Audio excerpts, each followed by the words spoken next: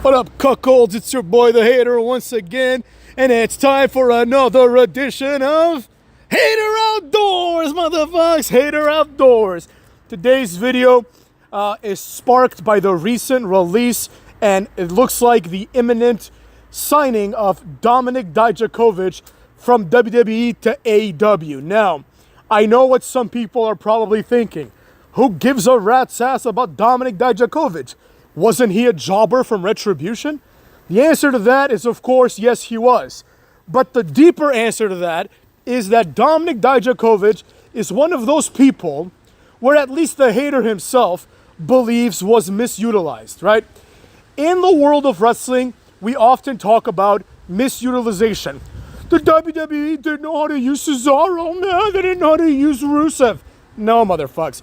Those are not good examples. Those guys got shot after shot after shot, and some of them were successful.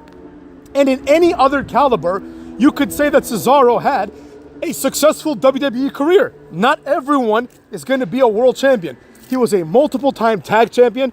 He had multiple good matches, and he was a mid-card champion a handful of times. Could he have done more? Yes. Same with Rusev. Rusev even, I won't say he main evented at WrestleMania, but he was in one of the attractions of that year's WrestleMania against Cena, right? It was probably the biggest match of that WrestleMania and the one that people are going to remember. He came out in a fucking tank. Now, those guys have not been misutilized. Someone like Dominic Dijakovic has been misutilized. In order to understand what I'm trying to say here, I think we need to take a step back. We need to understand what it means to properly utilize or use a talent, right? In the context of Cesaro, you have plenty of other people during that time that were coming up. Your Seth Rollinses, your Kevin Owenses, your Sami Zaynses, right? You had a bunch of people coming up. And they're quite frankly, and of course you had like Sheamus and other people that were like in their, in their prime, right? There's a lot of people there that had to take priority over someone like Cesaro, including Roman Reigns, right? The Shield, everybody they're talking about, Daniel Bryan. All of these guys are contemporaries with Cesaro. So of course he was going to be held back, right? By virtue of the fact that these other guys were getting pushed more or pushed less. Now, I'm not here to talk about Cesaro and whether that was fair or not. That's up for debate. But what I am here to talk about is to show that Triple H has no idea what he's doing. Because in the current WWE landscape, you have someone called Karrion Kross. Now you're probably all thinking, oh my God, hater, we get it. Karrion Kross sucks. Yes, I know that you all get it, finally. But the truth is this. Everything that they expect Karrion Kross to do, in my personal opinion, someone like Dijakovic could do better. First of all, Dijakovic is better looking. Secondly, he's bigger, taller, stronger, more athletic. And that's saying a lot because Karrion Kross is not a pig and Karrion Kross is obviously a big, strong guy. But Dijakovic is just more believable as a badass than Karrion Kross. Primarily because he hasn't been burdened by this weird-ass supernatural gimmick where he says fall and pray and TikTok for absolutely no reason. Dijakovic represents a blank canvas, right? It's almost the same thing as they did with Swerve Strickland, right? Where AEW took him and made him into something else. Same thing they could have done back in the day with Elijah Burke, who went on to become D'Angelo De Niro in one of the greatest repackagings of all time. If someone hasn't been explored or exploited enough by one company, they can then move on to a new gimmick. The same cannot be said with someone like Rusev, because you can bring him out as Miro with blonde hair, and he likes video games now, but that's still the same fucking Rusev that was a Putin stooge, right? You can't divorce him from that. Dijakovic was this generic wrestler with a lot of ability. He could cut a promo. He was excellent in the ring. You can go look at his matches with Keith Lee, where they're doing like top rope Hurricane Ranas to each other. You know what I mean? Crazy shit, Frankensteiners, trading Frankensteiners, doing flips. Like Dijakovic is just a monster for that, right? He was an indie darling back in ROH days when he was, I think, just Dijak. I think it was just Dijak, I think he was. But the point is, this guy was legit and is legit. Now, Triple H didn't see anything in him, and that's fine. I'm not here to say whether or not there is or isn't something in him in Triple H's eyes. That's up for debate. I think there is.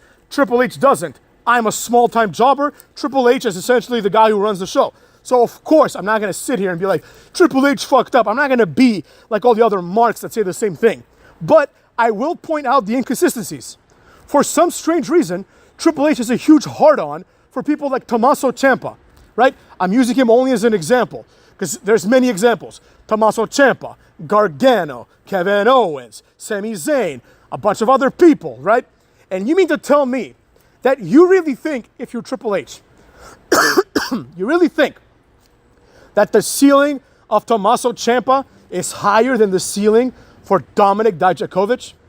You really think that? There's no way that you do. It's a matter of perspective, but only to a certain degree.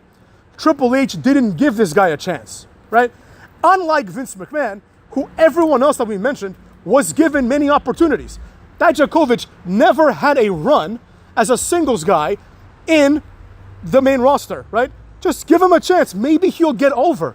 That's all. That's the minimum that I think any wrestler would require and should get. Hey, let me get on the main roster and let me see if I can get over. Because we've seen people do that. Now, again, I'm not saying that Dijakovic was going to be this next John Cena. Absolutely not. However, I am saying that Dijakovic had the opportunity to do something with his career. And now, AEW is afforded that opportunity.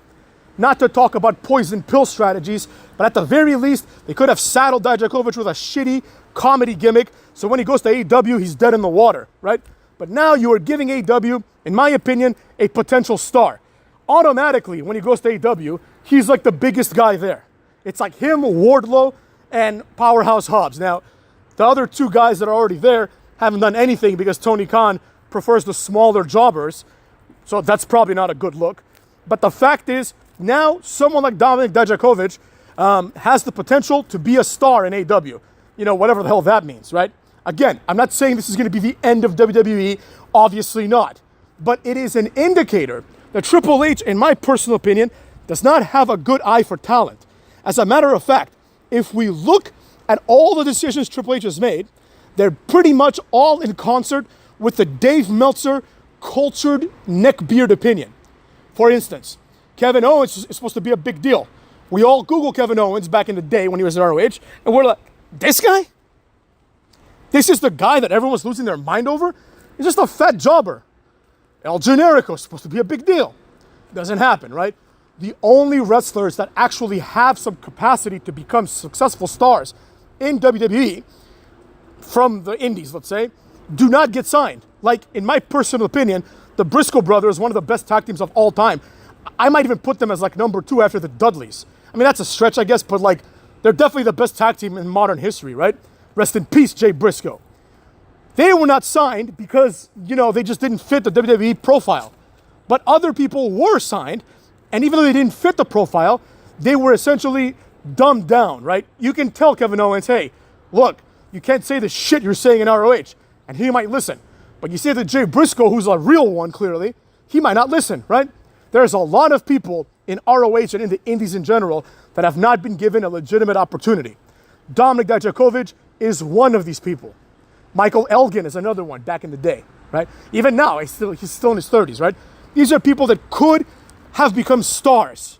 I mean, again, the probability is low, but there is a chance. The probability that Sami Zayn is going to become the next John Cena is 0. The probability that Dijakovic becomes the next Cena is like 2%. It's not high, but it's not 0. The probability that Tommaso Ciampa becomes the next Cena is 0. The probability that Tommaso Ciampa has a better career than Dijakovic in terms of matches and moments is very low. So, with all that in mind, you cannot let the good people get away from you. Tony Khan made this mistake, a critical mistake in my opinion, in letting Jade Cargill go. And the WWE, since that moment, has completely misused Jade Cargill. Jade Cargill should get a Goldberg-like push. But instead, they're like saddling her up with Bianca Belair into this meaningless tag team. That's neither here nor there. The point is, the same mistake that Tony Khan made is the same mistake Triple H made with someone like Dominic Dijakovic. Again, I'm not saying that it was guaranteed. But I believe that Vince McMahon would have given Dijakovic an eventual chance, especially considering that he was kept employed for several years, despite the fact that the majority of his compatriots from fucking, Retribution, were unceremoniously fired. The only one that remains is Mia Yim, who people pretend is good, but she's not. So with that being said, I believe that this is essentially proof that Triple H is not good at what he does. Cuck olds.